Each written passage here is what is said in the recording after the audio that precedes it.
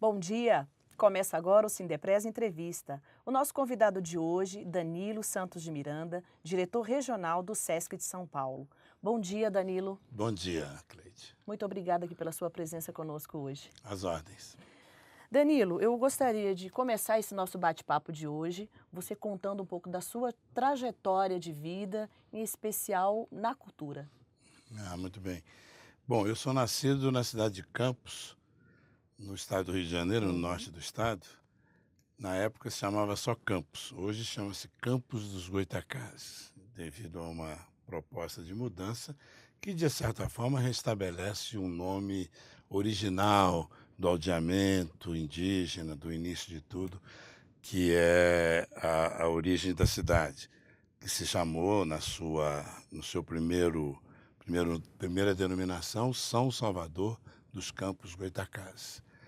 Então, Campos Goytacazes, Campos dos Goytacazes é um nome que restabelece um pouco essa história, enfim.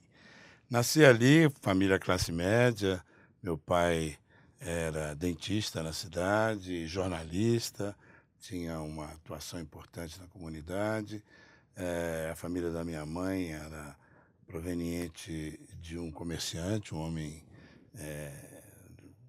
farmacêutico da cidade, Messias Urbano dos Santos. Então, a minha trajetória toda é na cidade de Campos. A partir dali, eu perdi minha mãe muito cedo, então a minha família continuou morando ali. Enfim, meu pai, que se casou novamente, embora não tenha filhos do segundo casamento, eu fui estudar em Friburgo, no Colégio Anchieta de Nova Friburgo.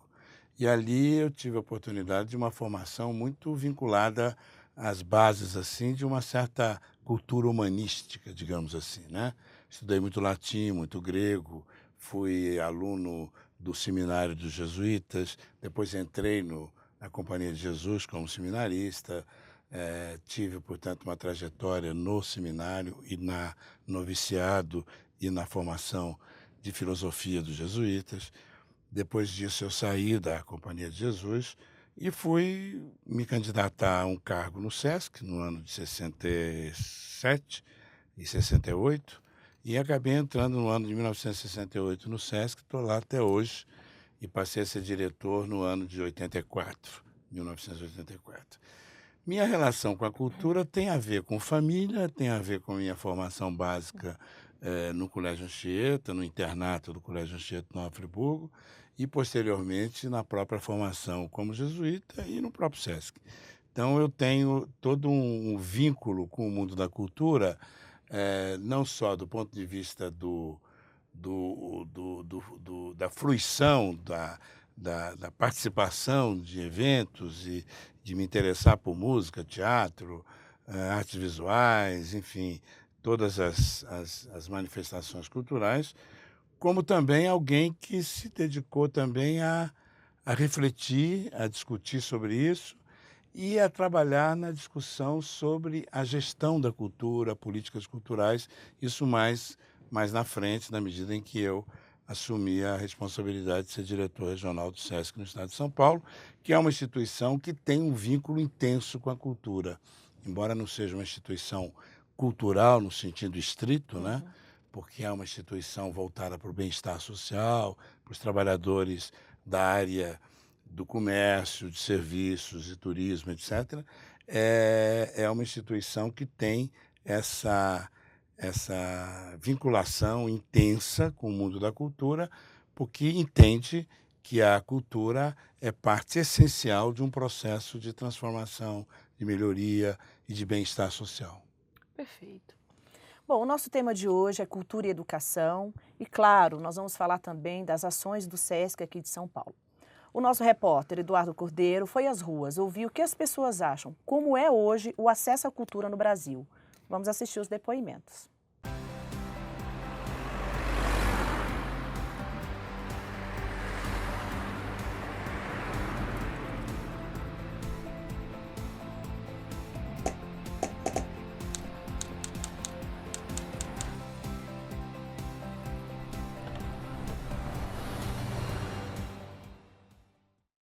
Bom dia, Cleide. O Povo Fala de hoje está numa das avenidas mais importantes de São Paulo, a Avenida Paulista. De ponta a ponta é possível encontrar muita cultura, cinemas, parques, teatros, cafés e muito mais. Hoje o Povo Fala veio até aqui. Joana, como você vê o acesso à cultura para os brasileiros? Eu acho que depende muito de onde você vive, né? Aqui em São Paulo tem bastante opção de peça boa e barata, mas eu acho que tem bastante opção. Eu acho que tem, mas não é muito divulgado. Por exemplo, tá tendo uma exposição do Leonardo da Vinci aqui na Fiesp, uma exposição muito boa. Eu fui ontem, não deviam ter 5, 10 pessoas. Não é muito divulgado, também não é um hábito do povo brasileiro. Hoje em dia nós temos mais facilidade de alcançarmos o meio cultural, mas isso vai da individualidade do ser humano, né? Se ele não for atrás, não adianta você querer impor. A pessoa também tem que se sentir na vontade de poder ir buscar. Em alguns lugares, que nem aqui na Avenida Paulista, tem muita cultura, vários museus, teatro, mas para uma pessoa assalariado, colocar seus filhos, pegar sua família e se deslocar até o centro das grandes cidades para ter acesso à cultura, é difícil. No geral, a maioria da população não tem acesso à cultura. É isso, Cleide. Esse foi o Povo Fala de hoje, aqui diretamente da Paulista, no Museu de Arte de São Paulo, o MASP. E eu espero que você tenha gostado. Passo a bola agora para você. Danilo, você pode comentar um pouco esses depoimentos?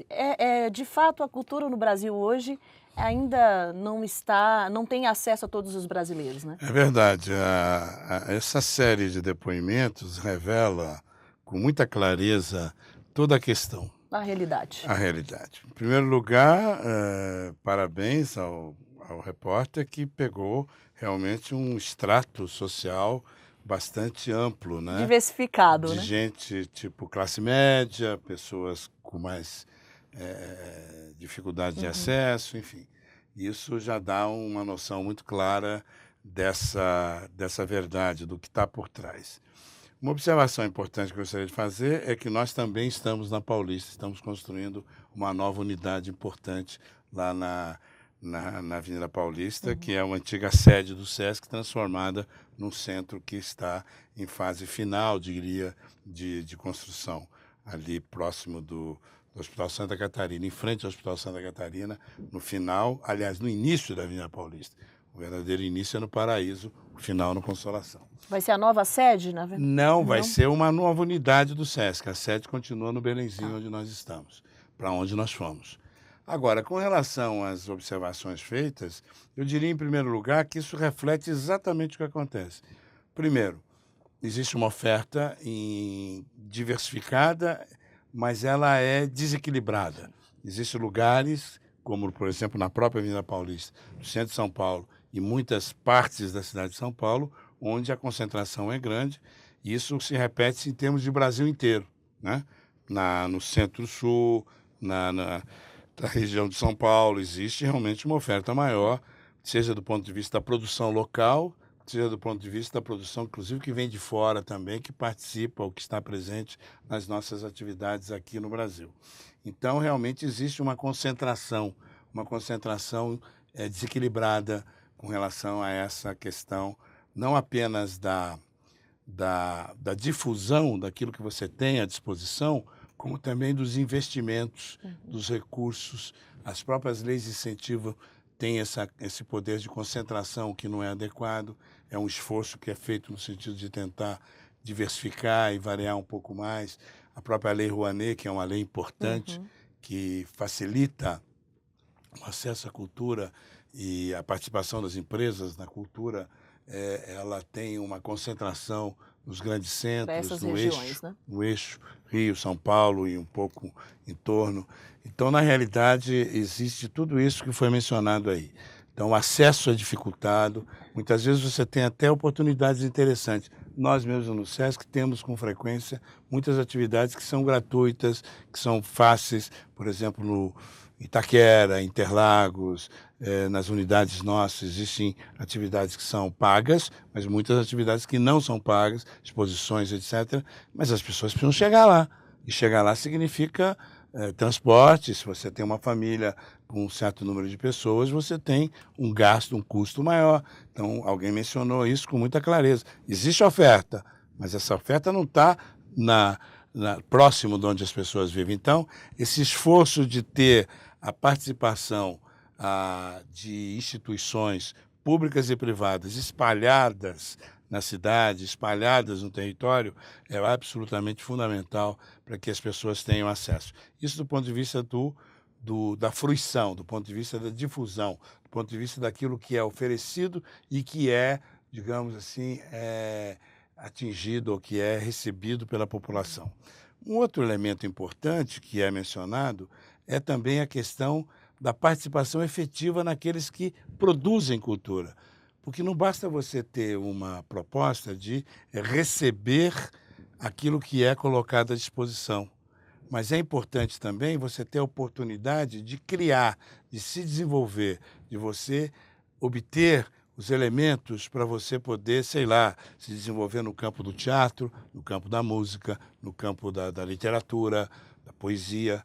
E nós temos algumas ações importantes no caso de São Paulo, mas eu acho que ainda são tímidas quando você verifica a real necessidade. As pessoas querem se manifestar. E a cultura tem esse poder extraordinário, e a arte em particular, de permitir que as pessoas se manifestem, digam o que pensam, o que desejam, por que veem as coisas desse jeito, como gostariam de ver, quais são as suas ambições, qual a perspectiva que têm, como enxergam o mundo. Então, isso é importante. A arte tem esse poder extraordinário de permitir que as pessoas criem, desenvolvam, digamos, um mundo imaginário que seja, mas é um mundo sobre o qual você trabalha, você cria ideias e para o qual você muitas vezes luta por transformar as coisas. Então, na realidade, existe todo um esforço grandioso que eu percebo. E essas pessoas que se manifestaram na Avenida Paulista, que estão na Avenida Paulista, que é a avenida mais importante da cidade, do ponto de vista não apenas simbólico, mas do ponto de vista físico, ela está no ponto mais alto da cidade. Todas as antenas das emissoras de televisão já estão lá também. Então, realmente é a avenida que tem o centro, digamos assim, financeiro, cultural, comercial em grande parte e social de São Paulo. Então, e ela pega um trecho grande da cidade, vai desde do Paraíso até o Espigão, vai até o final, até a Consolação. Então é importante que a Avenida Paulista tenha essa característica, e lá estão grandes instituições. Nós, inclusive, estamos, como disse, também instalando uma nova unidade lá. É importante ter essa reflexão nesse ponto, na cidade de São Paulo. Portanto, é muito feliz a esse conjunto, digamos, de manifestações que nós ouvimos aí. Ok, Danilo. Bom, a gente vai voltar um pouquinho na questão Claro. da cultura, mas antes, Danilo, aqui nós já estamos também já encerrando quase o primeiro bloco aqui do nosso programa. Eu quero que você fale, porque nem todo mundo que está nos assistindo sabe o que significa o SESC, Claro. quais são as suas ações. Então, queria que você contasse para a gente o que é o Muito SESC, bem. né? E como se dá a sua atuação hoje. Muito bem. O SESC chama-se a sigla do Serviço Social do Comércio. É uma instituição criada nos anos 40 do século passado, em 46, e tem como objetivo proporcionar o bem-estar social e cultural para os trabalhadores da área de comércio, serviços e turismo. Então, esse é digamos assim, o objetivo central do SESC. E foi criado num momento histórico importante, em que o Brasil vivia um pós-guerra muito complicado, um processo de redemocratização do país naquele momento, nos anos 40, após a ditadura Vargas, e que, portanto, tinha compromissos, digamos assim, de transformar, de mudar o país, porque a economia estava mudando, as cidades estavam mudando, a cultura do país estava mudando, e era importante, portanto, que os empresários, que foram os empresários que se reuniram, chegassem a essa conclusão de colaborar com o Estado, com o governo, no sentido de criar uma estrutura voltada para o bem-estar dos trabalhadores. Naquela época, o movimento sindical ainda não tinha a força que tem hoje, o movimento político, com a participação dos trabalhadores, não tinha a força que tem hoje. Portanto, foi um acordo, uma espécie de um pacto entre empresários e governo, no sentido de proporcionar à população, os trabalhadores, uma ação efetiva voltada para esse objetivo que eu mencionei. E havia um outro movimento também para fazer o mesmo com os trabalhadores da área industrial. Não havia, naquele momento ainda, um movimento voltado para os trabalhadores da área rural. Não havia, né? Era uma coisa entendida apenas no campo, digamos, urbano, comércio e indústria. E essas duas instituições passaram a crescer, a se desenvolver no país inteiro, e hoje tem realmente uma presença significativa no campo social, cultural, educacional, é importante que se diga, embora São Paulo não tenha uma estrutura voltada para a educação formal. Nosso trabalho é voltado muito mais para a educação complementar, informal, cultural, enquanto que em outros estados nós temos a presença também do SESC e do SESI, no caso, na educação formal também. Mas, de qualquer forma, essas instituições foram criadas com uma contribuição obrigatória por parte das empresas e com a administração do empresariado e profissionais que foram contratados para administrar esse processo. Hoje em dia, existe a participação dos trabalhadores nos nossos conselhos, tanto no SESI como no SESC, nos conselhos regionais e no Conselho Estadual, e no Conselho Nacional, e de forma que hoje a gente poderia dizer que nós temos uma participação nos conselhos governo, empresários e trabalhadores que administram, que determinam, que orientam toda a aplicação desses recursos em nível nacional e no nível estadual. No estado de São Paulo, o SESC tem uma atuação espalhada em todo o estado, são mais de 35 unidades.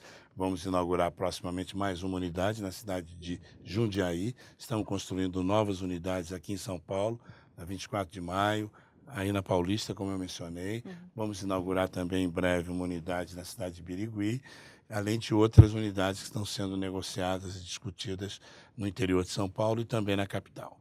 De forma que o SESC está continuando seu processo de expansão para atender cada vez melhor. E o que ele atende? Ele atende, sobretudo, um vasto programa ligado à saúde, ao bem-estar social, à questão da cultura, à questão da alimentação, à questão do atendimento, no caso da saúde, o atendimento odontológico, e é bastante forte para os trabalhadores.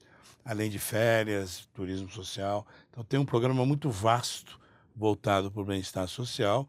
Nós temos o maior prazer em receber todos os trabalhadores e aqueles que são trabalhadores das empresas que contribuem para manter o SESC, eles têm o direito pleno, a credencial plena para poder participar de todas as atividades do SESC, com, naturalmente, todos os cuidados que são necessários para que isso aconteça. E a população em geral também é bem-vinda para muitas atividades, para quase todas as atividades. Algumas são restritas só para os trabalhadores, mas a maioria das atividades são abertas a toda a população, de modo que podem nos procurar nas nossas unidades para que isso possa acontecer.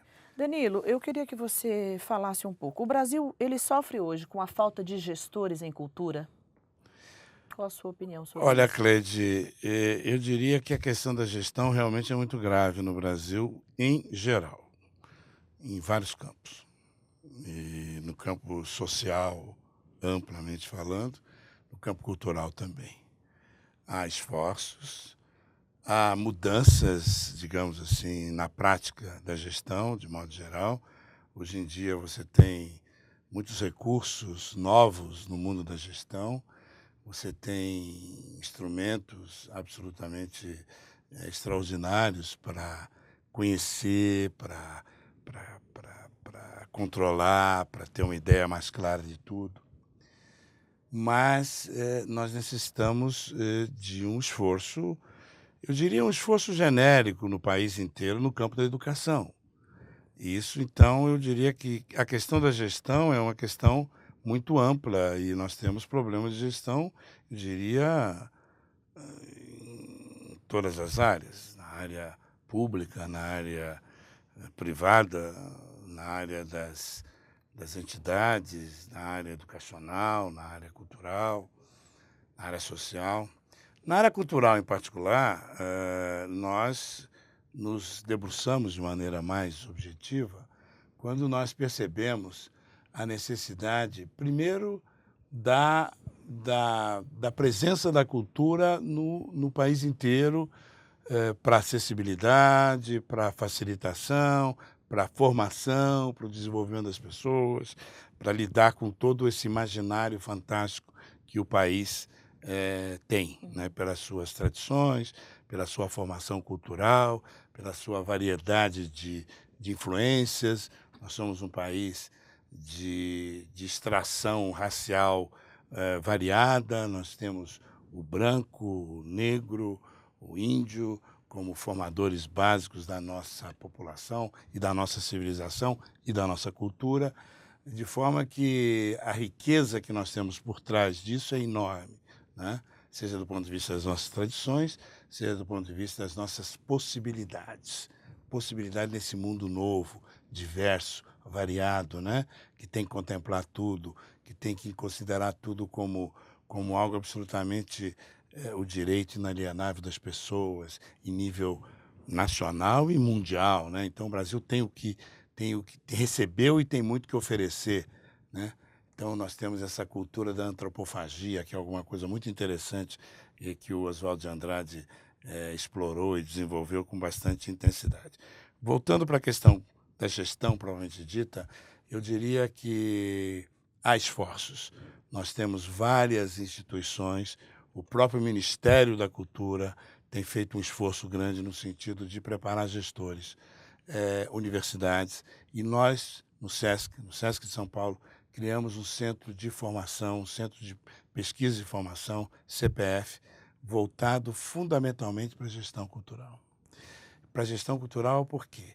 Porque nós necessitamos de gestores que, primeiro, conheçam, se informem, estudem, saibam o que é a realidade brasileira, a realidade mundial, a cultura, é alguém que tenha informações básicas a respeito do que nós somos, quais são nossas características, as nossas possibilidades, enfim, alguém que tenha essa força, esse conhecimento. Sem informação não se faz nada.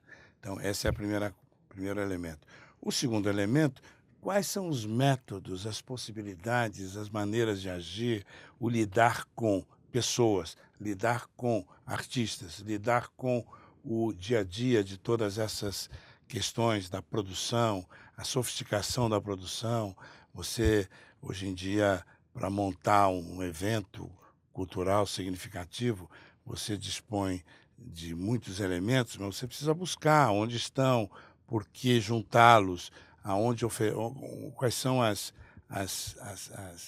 os recursos disponíveis para uma peça de teatro, para um show musical, para uma apresentação de uma exposição. E nós estamos começando a sofisticar um pouco isso. É uma Nós temos preparação bem profissionais, intensa, né? Temos muitos profissionais hoje dedicados a isso. Nós já temos empresas e pessoas que se especializam nisso, para o mundo do entretenimento e para o mundo da cultura. São compatíveis? Absolutamente compatíveis. São a mesma coisa? Não, não são a mesma coisa. Você tem muito de cultura no mundo do entretenimento, assim como você tem muito do entretenimento no mundo da cultura. Agora, nem sempre aquilo que é para o entretenimento pode-se dizer que tem um componente artístico-cultural de valor. Pode ter uma manifestação, porque tudo que nós fazemos tem um componente cultural. Então, nesse sentido, é importante a gente observar que nem sempre aquilo que é mais vulgarizado, que mais atraente do ponto de vista da pessoa que está ali, por ser uma pessoa conhecida, é necessariamente algo que tenha um valor cultural significativo. Valor cultural sempre vai ter, mas um valor cultural significativo. Ok. Como é que você vê hoje, como você avalia a posição do Brasil em relação ao fomento cultural para o trabalhador a outros países? Olha, nós temos elementos que são bem característicos da nossa realidade. Os nossos vizinhos da América Latina invejam muito o Brasil por causa de algumas medidas que o Brasil já tomou. Nós temos uma lei de incentivo fiscal para a cultura há muitos anos. E isso tem sido um elemento de atração. Muitos dos nossos vizinhos nos procuram para obter informações mais detalhadas a respeito disso, como funciona, considerando esse fato um fato exemplar. Esse é um dado. O outro dado, nós temos também a presença do mundo empresarial na cultura cada vez maior e mais significativo. O que tem vantagens do ponto de vista de ter muitas empresas interessadas no mundo da cultura, mas tem um risco, que é a empresa vincular ou desejar vincular de uma maneira muito agressiva, muito direta, muito automática o seu nome ao produto ou à ação cultural que está sendo realizada. Essa falta de sutileza, às vezes, ela é mais prejudicial do que ajudar realmente a essa divulgação, a essa agregação de valor como o mundo do marketing. Deve ser tarefa difícil, muito difícil. Isso. Então, como lidar com isso? Tanto na questão da lei de incentivo, como na questão da ação cultural empresarial. É importante não, digamos, apartar, dividir. Não, isso aqui é publicidade, isso aqui é incentivo ou ação cultural. Não, acho que tem realmente uma conversa, tem como lidar, mas de uma maneira inteligente, sutil, adequada, magnânima e responsável. Então não cabe muitas vezes você ter essa vinculação de maneira tão dura, tão automática, tão forte assim, né? Eu imagino que aí a gente tem que reconhecer a importância dos profissionais que tanto do mundo da cultura como do mundo do marketing ou da administração privada possam negociar e ter um entendimento adequado para que essa vinculação seja interessante. Então, as empresas vinculadas a isso fazem isso também com o objetivo de mostrar o seu compromisso com o mundo da cultura e o seu compromisso com o interesse público. E, nesse sentido, os trabalhadores e a população em geral podem ser beneficiados. Nós temos essa vantagem. O que não pode haver é que exista apenas esse mecanismo como único para financiamento da cultura. Eu acho que a cultura tem, em grande parte, uma característica de caráter público, e sendo uma característica de caráter público, ela tem que ter administração pública comprometida com isso, com recursos públicos, recursos provenientes do Estado para determinadas ações. Por exemplo, a infraestrutura da cultura, museus, centros culturais, isso a administração pública tem que realmente desenvolver todo um esforço no sentido de retirar recursos do seu orçamento para isso, recursos próprios, né? O fomento, o incentivo, a formação, tudo isso tem um caráter público. A oportunidade para todos, a facilitação do acesso democrático para todos. Isso é muito mais do interesse público. E quando usa recursos da empresa através de lei de incentivo, saber que esses recursos, em parte, são recursos públicos e que devem ser utilizados numa perspectiva pública. Então, essa, para mim, é a grande questão que está por trás. Temos avanços, mas falta muito, como nós ouvimos na entrevista agora há pouco, de pessoas que estão se sentindo excluídas, embora saibam que existe. Tem muita coisa por aí, mas nós temos um problema de que o consumo cultural nosso é muito baixo em comparação, primeiro, com a população, somos 200 milhões de habitantes, e segundo, com todo o esforço que se faz no campo da economia, mesmo no campo da educação formal, né, de tanta gente envolvida, e, no entanto, o nosso consumo cultural ser tão baixo. Ok, tá ótimo. Danilo, a cultura é comercializável? Vivemos hoje em uma era de mercantilização cultural? Em grande parte, sim. A cultura tem esse poder de se transformar em produto ou em commodity, né? Em algo que pode ser vendido, que pode ser oferecido. Nesse sentido, eu diria que há que pensar, há que refletir, há que discutir sobre isso.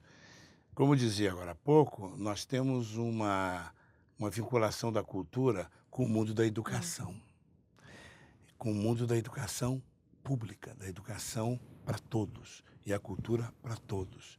Então, existe uma parte desse mundo da cultura, desse mundo, digamos assim, da acessibilidade, da introdução de linguagens culturais importantes, como a música, como o teatro, como a dança, como, enfim, as visuais, as artes visuais, em que, de alguma forma, isso tem que ter um caráter de democratização absoluta para todos. O que significa dizer que isso não pode ser propriamente objeto de comércio. Isso tem que estar na escola. Isso tem que estar na escola pública e privada. Isso tem que ser oferecida para todos, como uma oportunidade de acesso. Então, essa acessibilidade, esse caráter público, democrático, isso não pode ser comercializado. No sentido de, não, isso aqui só pode acontecer se você pagar para ter. Você tem que, né? Não, isso tem que ser oferecido. Isso caracteriza, né? Claro, isso tem que ser oferecido. Eu, quando era garoto, me lembro que tinha canto orfeônico, trabalhos manuais, que era uma coisa vinculada à cultura, totalmente. Você aprendia a lidar com música, a cantar, e alguns até aprender instrumentos, etc. Isso no grupo escolar, nos anos 50. Tá certo que talvez a população fosse muito menor e, nesse sentido, era mais possível de atender. Então, esse caráter público da cultura, ele não pode ser comercializado, na minha opinião. Tem limite. Tem limite. Agora, com relação àquilo que é oferecido na população, aquilo que existe, ou seja, não acesso, mas não acesso inicial, mas a participação e, sobretudo, aquilo que está vinculado ao entretenimento, é claro que isso tem que ser comercializado, tem que ser oferecido como algo a ser acessado através do sistema normal que nós temos de acessibilidade para tudo que nós temos, seja para um bem, seja para um serviço, seja para uma atividade como essa. Então, claro, nesse sentido, sim, ele tem um vínculo com o comércio, um grande espetáculo, os grandes nomes do show business, enfim, que circulam pelo mundo e que vivem disso como uma profissão efetivamente colocada. E no momento que você profissionaliza, você tem que ser remunerado. E se você, para profissionalizar, você tem que ser remunerado por alguém. E quem é? É quem assiste, quem participa, quem se envolve, quem compra, entre aspas, aquilo que você está oferecendo. Então, aí sim é uma comercialização.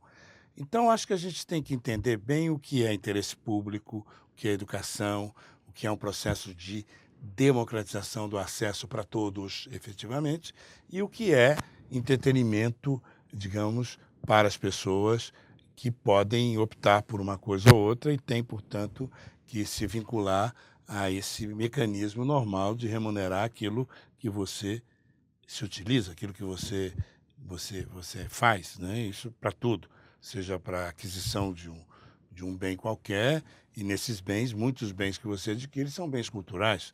Então, é claro que esses bens têm que ser remunerados. Então, existe. A questão toda é quando você tem o público e o privado misturado.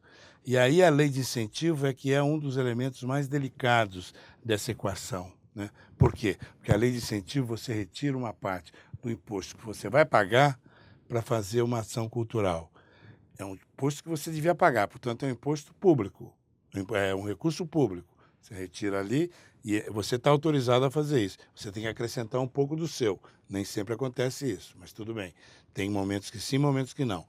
E aí você faz uma atividade cultural com alguém. Agora, essa atividade cultural, ela tem compromissos de ordem pública. Então, ele não pode estar vinculado apenas ao caráter comercial da coisa. Então, quando tem uma lei de incentivo financiando um grande espetáculo que poderia, por exemplo, sobreviver sem a necessidade, sem esse recurso público, não é legal. Isso tem que ser repensado. Então, é nesse sentido que eu acho que há um esclarecimento a ser feito, mas há uma conversa, sim, entre o público e o privado, entre o recurso, digamos, público e o recurso privado para a realização de atividades culturais. Danilo, a cultura e a educação, elas se encontram. Em quais pontos elas se encontram? Ou é o inverso, educação e cultura se encontram? Olha, eu tenho um entendimento muito tranquilo com relação a isso. Nós vivemos um processo cultural, que eu poderia chamar de educacional permanente, da educação permanente, desde o momento que a gente abre o olho na vida, né, e até o momento que a gente fecha o olho definitivamente. Então, você está sempre envolvido no processo cultural.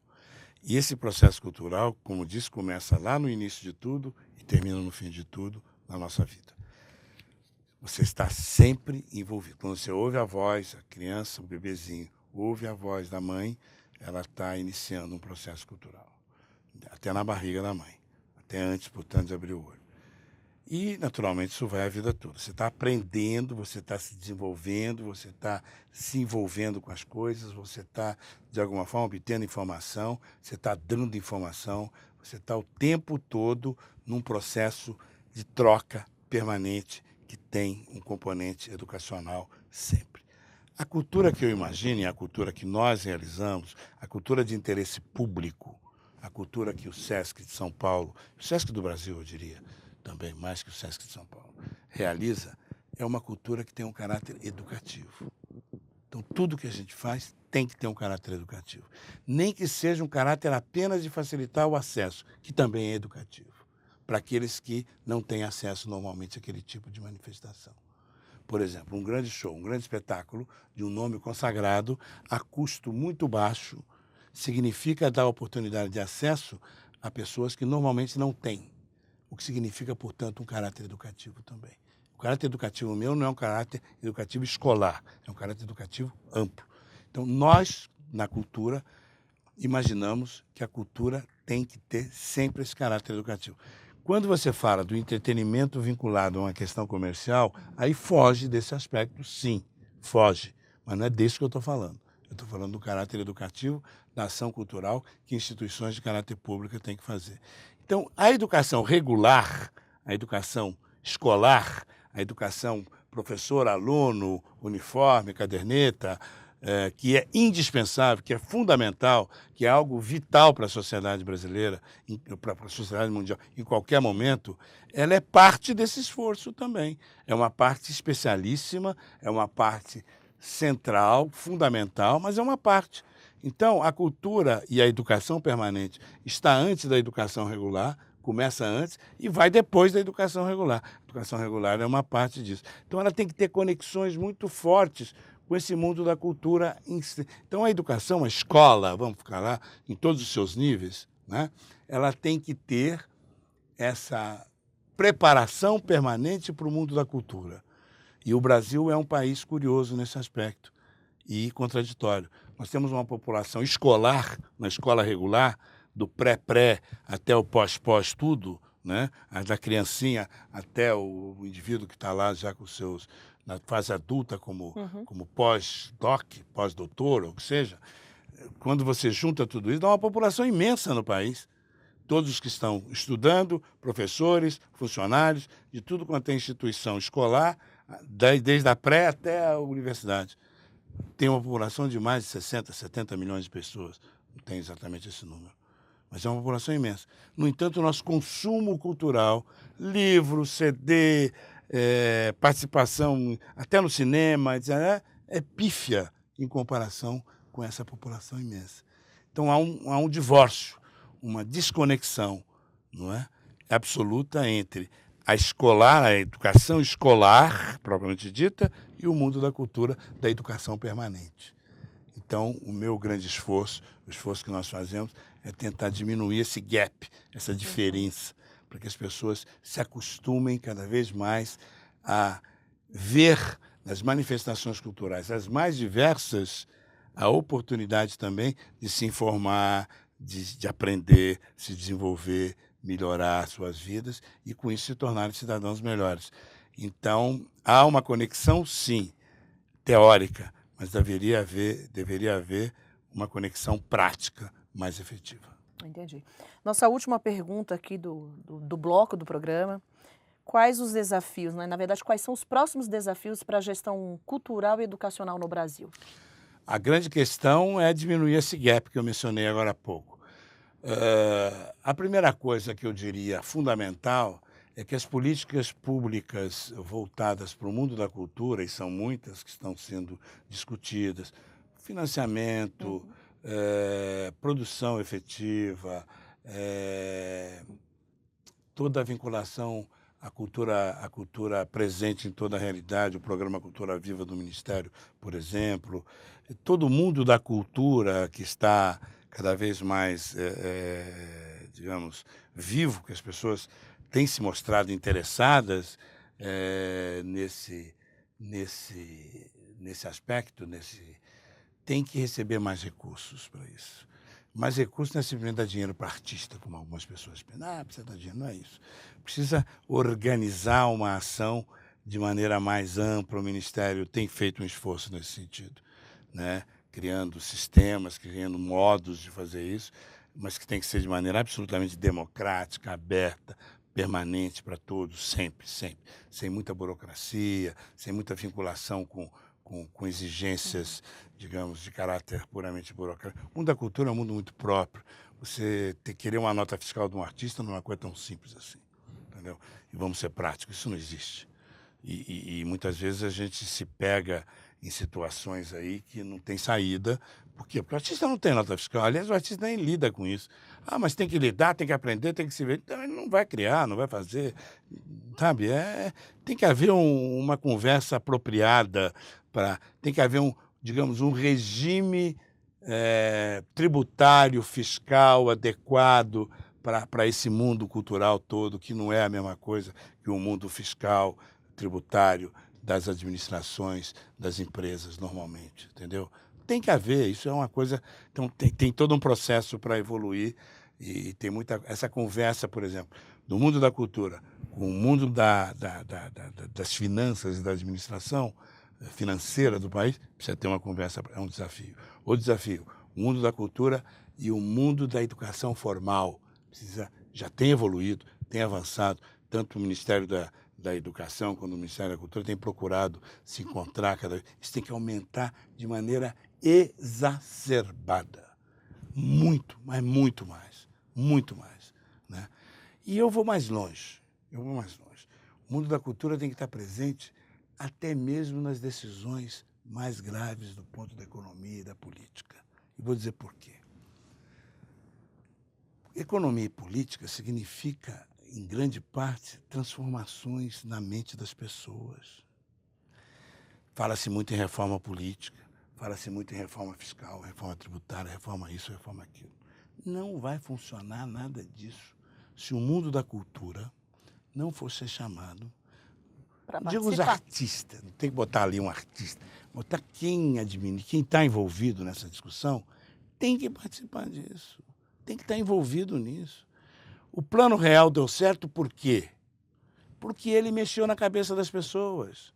A questão da inflação, a questão da moedinha, só no momento que mexeu na cabeça das pessoas, os publicitários procuram fazer isso.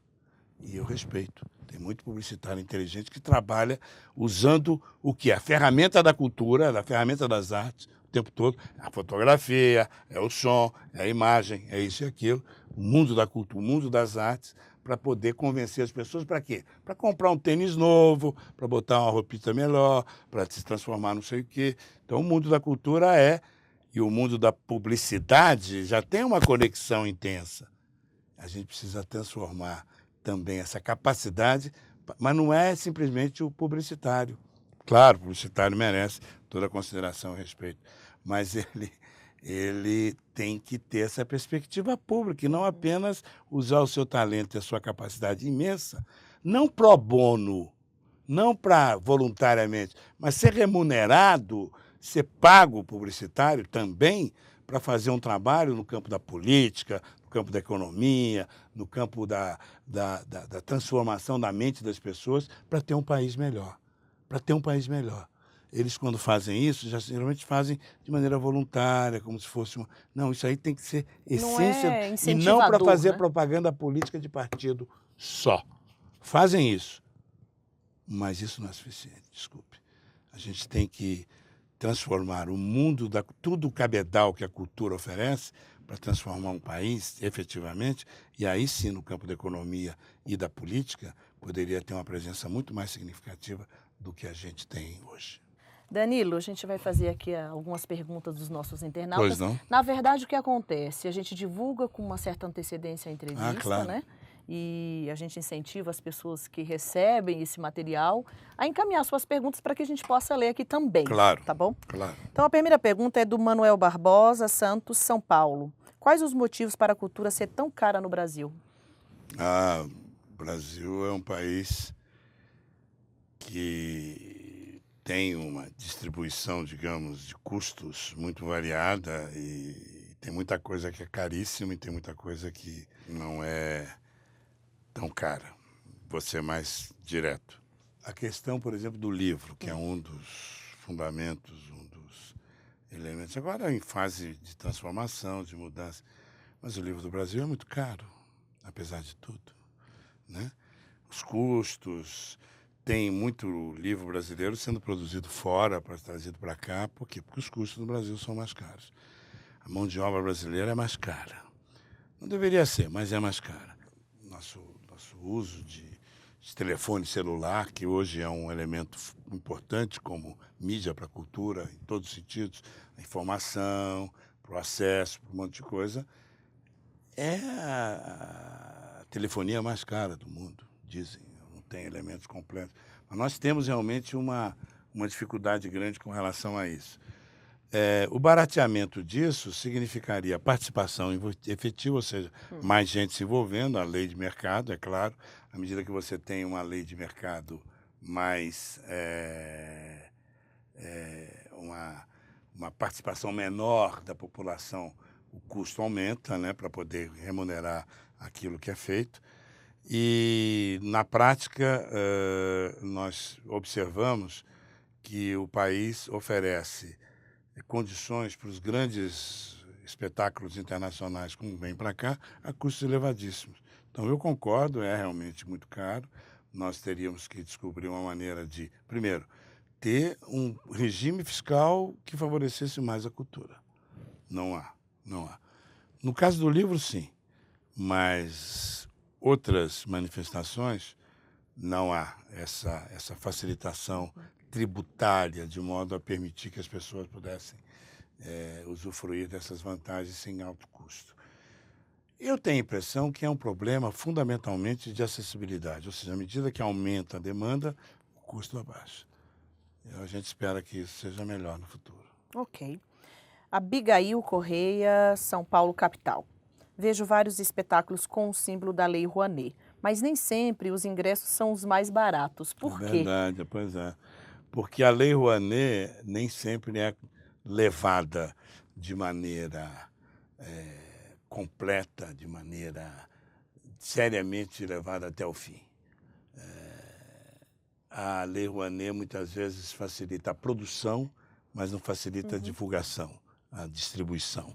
O que significa dizer que eles são mantidos e conseguem criar um produto cultural, uma exposição, uma peça de teatro, mas a lei nem sempre cobre também a difusão posterior. Isso é uma das explicações.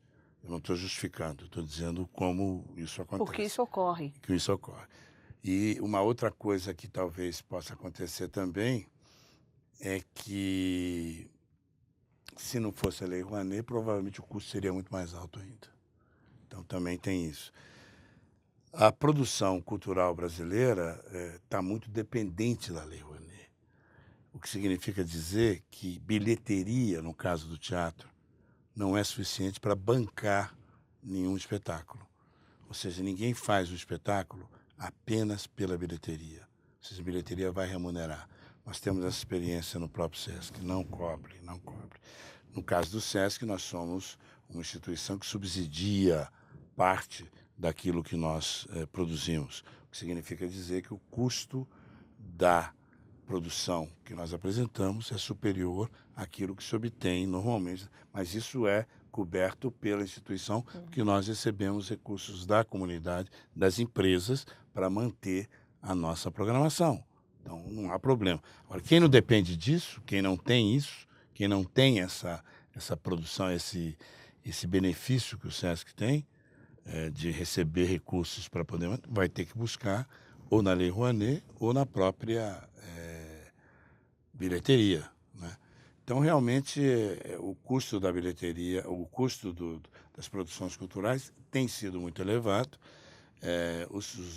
Enfim, toda a infraestrutura colocada à disposição, todos os insumos necessários para a produção de um espetáculo, de uma ação cultural, tem crescido de maneira bastante forte, e isso naturalmente gera essa situação.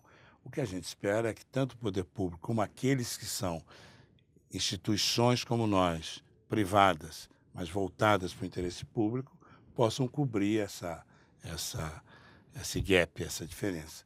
As nossas exposições são absolutamente gratuitas todas, e isso permite naturalmente que as pessoas possam participar, estar presente em todas as nossas unidades com esse tipo de perspectiva. Okay. O teatro não, parcialmente sim, mas parcialmente não. Ok. A última pergunta, Danilo. Adriana Carvalho, também São Paulo capital. Que atividades culturais o SESC oferece para a terceira idade? Olha, é uma característica importantíssima do SESC o trabalho voltado para o idoso. O SESC é pioneiro nisso, né? Desde 1963, o SESC criou um mecanismo, um programa, foi exemplar, e depois do SESC, muitas, eu diria quase todas as instituições voltadas para atividade cultural e social e educacional no país também se voltaram para o trabalho com o idoso.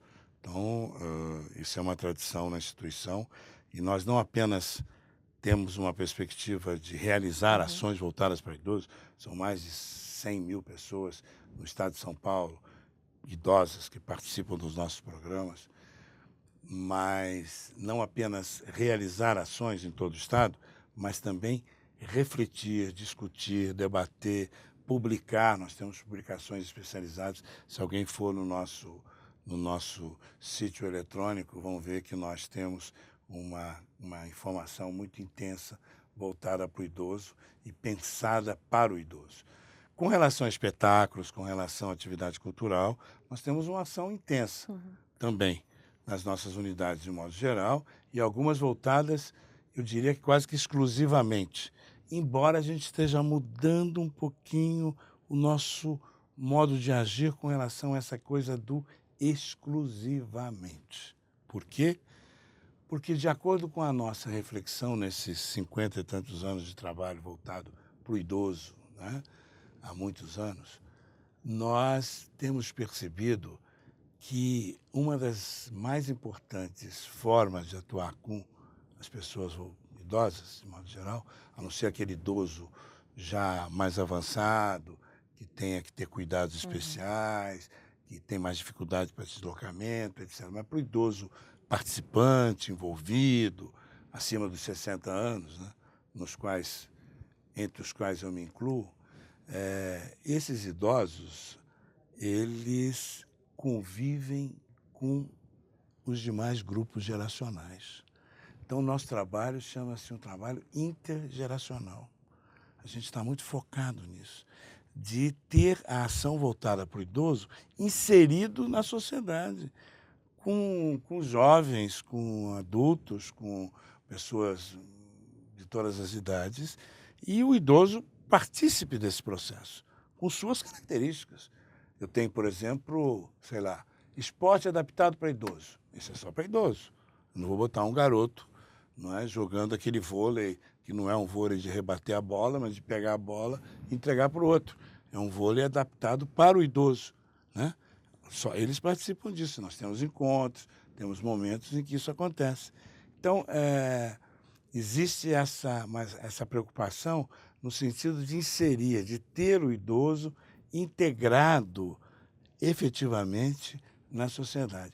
O que, de um lado, às vezes, causa uma certa estranheza, seja neles, seja nas pessoas de fora, nos que não são idosos, ou causava alguma estranheza, mas que aos poucos vai sendo superada e vai ganhando uma dimensão de absoluta tranquilidade e normalidade. Então, trabalhos segregados, exclusivos para idoso, são raros, existem, mas são raros. E cada vez vão se tornar mais raros. Por quê? Porque a intenção é essa integração efetiva no ambiente social normal. E, naturalmente, em todas as nossas unidades poderá obter informações a respeito de como essas pessoas poderão participar das ações, poderão estar presentes nas nossas atividades, poderão estar presentes nos nossos espetáculos, enfim, existe todo um esforço no sentido de atrair e de facilitar a presença do idoso nas nossas unidades. Ok. Danilo, para a gente encerrar, Muito bem. o Sindipres, ele é um sindicato que representa o trabalhador terceirizado e temporário no estado de São Paulo. E eu não sei se você acompanha essa questão da terceirização no Brasil, Eu sei. Essa polêmica Conheço. em torno desse setor. Eu queria que você fizesse algum comentário sobre essa questão da terceirização e depois você falasse um pouquinho da parceria do Sindipres com o SESC. Primeiro, com relação à terceirização. Utilíssima, importantíssima, fundamental. Tem que ser muito bem entendida e tem que ser muito seriamente levada adiante. Nós, no nosso caso, no SESC, temos uma quantidade muito grande de terceiros, eu diria que, ou de ações terceirizadas, em vários aspectos. Então, para nós e para todo mundo, é absolutamente indispensável ter essa possibilidade. E eu diria também que ela necessita apenas de alguns cuidados, efetivamente, por parte da empresa e de todas as empresas, de todos os partícipes do processo, das empresas que terceirizam, das empresas que são contratadas, que contratam funcionários para esse trabalho, e as empresas que contratam as empresas que têm terceiros para poder, nas suas diversas áreas. Então, em primeiro lugar, esse caráter profissional e essa seriedade no trato com as pessoas que estão ali. E dentro do SESC, por exemplo, e dentro das empresas, eles são como se fossem partícipes do mesmo esforço dos funcionários não terceirizados da empresa. Isso a gente procura levar. Seja do ponto de vista da atenção, eles não podem ser figuras, eu diria que, anônimos e, digamos, transparentes. Então, tem uma pessoa trabalhando ali ao meu lado, fazendo alguma coisa, algum serviço. É como se não tivesse ninguém, como se fosse um móvel. Isso não existe. Isso é um absurdo. Então, isso a gente combate. Isso é uma pessoa que merece o mesmo respeito, a mesma consideração, a mesma atenção de qualquer outra pessoa. E isso em todos os níveis, que boa parte dos terceiros trabalham com limpeza, vigilância e outros serviços também, de serviços complementares à empresa. Então, essas pessoas, não é porque tem de uma extração social, digamos assim, socioeconômica baixa, aí não, absoluta, tem que ter o maior respeito, maior consideração. Tem que ter, portanto, esse cuidado grande, eu acho importante isso no SESC, a gente procura levar isso adiante. Da parte da empresa também, o cuidado com todas as suas regras, normas e leis que devem ser muito bem cuidadas, né? Porque tem gente que às vezes quer escamotear alguma coisa contratando um serviço de terceiro para fugir de determinadas questões legais. Isso me parece absolutamente condenável, absolutamente condenável. E, naturalmente, a empresa contratada que tem terceiros que trabalham com os funcionários, leva para outras empresas, tem que ter o máximo cuidado com relação a isso, é óbvio. Vocês devem estar muito atentos com relação a tudo isso. E, naturalmente, existem algumas ações exclusivas de uma empresa, de uma instituição como a nossa, que aquela não pode ser terceirizada. Por quê? Porque ela lida com a essência da instituição, com a essência das coisas que fazem. Então, aí é toda uma discussão interessante sobre isso. Eu sei que existe um número grande, mais de um milhão de pessoas no Brasil inteiro. Isso tem acontecido em todos os lugares. e acho que a gente está cada vez mais avançando na profissionalização dessas pessoas. Com relação ao SESC Colaborar, são trabalhadores com o mesmo direito de qualquer outro trabalhador. Portanto, eles têm direito à nossa credencial plena, têm todas as vantagens que um profissional tem nas ações que o SESC realiza. Portanto, nós temos o maior prazer de poder colaborar com o sindicato na realização de eventos, recebendo espetáculos, recebendo para reuniões, para divulgação. E cada vez mais eu gostaria que os filiados do Sindipres fossem também nucleados para serem matriculados e receberem a nossa credencial plena para poderem participar das ações do SESC. Tá ótimo. Danilo, quero te agradecer profundamente aí pela sua brilhante entrevista. Fica à vontade para você fazer suas últimas considerações. Bom, eu queria agradecer essa oportunidade de me dirigir a essa categoria profissional, né, que tem um serviço importante na infraestrutura, na sustentação, na possibilidade da realização de ações nas empresas mais variadas do país inteiro. O SESC é uma instituição que também gostaria de abraçá-los, de tê-los conosco nas nossas atividades. É vantajoso sob vários pontos de vista, seja do ponto de vista de atividades as mais variadas, não só culturais, mas esportivas, recreativas, e naturalmente isso em cooperação com o próprio sindicato e com toda a sociedade é alguma coisa que a gente faz com o maior prazer. E dizer que discutir estas questões, debater temas ligados à cultura, colabora sempre no sentido de melhorar a vida das pessoas. Só me interessa se for desse jeito. Se for para melhorar a vida das pessoas, se for para transformar a vida das pessoas, se for para fazer com que a nossa sociedade seja melhor, aí sim, conte conosco, temos o maior interesse. Nós acreditamos ainda na utopia, que o mundo pode ser melhor. E para isso a gente continua batalhando. E, portanto, tê-los como aliados nessa luta é algo absolutamente vital. Temos que acreditar nisso. Se nós não acreditarmos nisso, não tem sentido o que a gente faz. Então, é com muito prazer que eu participo dessa discussão, desse debate, e me coloco à disposição para esclarecer, para participar, para me envolver sempre nesses assuntos, nessa temática, de modo a que a gente possa melhorar e construir um país cada vez melhor para todos. Ok. Bom, chegamos ao final de mais um programa. Eu quero agradecer a todos que nos assistiram. Um grande abraço e até a próxima.